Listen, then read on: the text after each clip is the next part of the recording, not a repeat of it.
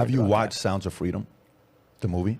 I've read, I don't want to walk into the same trap. I've read about it. What is it? I've read a lot of things about it. What is it about exactly? It's a very popular movie now. You haven't watched Sounds of Freedom? I haven't watched any movies, to be honest, but no, okay. I don't. Do you think, the stats they quote in Sounds of Freedom, which is, as a father of 4, you got one that's 11, about to be 12. I got an 11, 9, 7, and a 2-year-old. So the mindset of a father where once you have a kid, you're no longer in one place. You're always in 2 places. If you got 1, 3 places, 4 places, 5 places, so you're continuously everywhere. They quote the stat of 20 million new child pornography pictures have been uploaded on the internet the last 12 months. That's a 5,000% increase in the last 5 years. The fact that it's a $150 billion industry per year, pedophilia, human trafficking, the fact that you can sell cocaine once, but you can sell a 5-year-old child 5 to 10 times a day for 10 years, depending on what the age of the kid is. And that this is a crisis that is happening with minors around the world, with what's going on around the border right now, where kids are coming unaccompanied.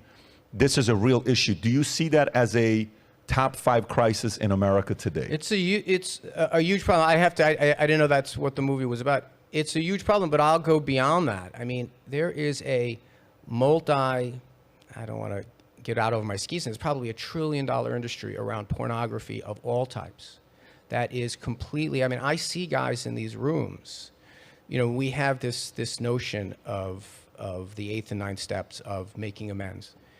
And these guys who are addicted to pornography, and the idea that every time they're watching pornography, it's probably a human trafficked or someone who's been exploited or someone who's forced into these things. This is a huge problem writ large. I haven't seen the program, but it sounds, as a father, it sounds horrible. But Anthony, you're not equivocating porn with child sex trafficking.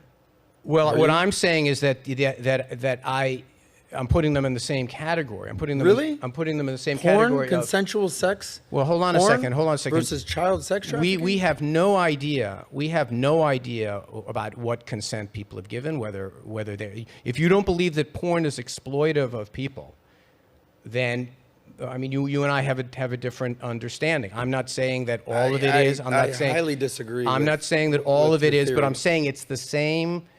It's the same general problem that we're looking at stuff that's going on all the time, relatively out in front of us, that we don't really are thinking about the way that it's corrosive to society. Surely children having sex is not the same thing as adult having sex. That's surely true.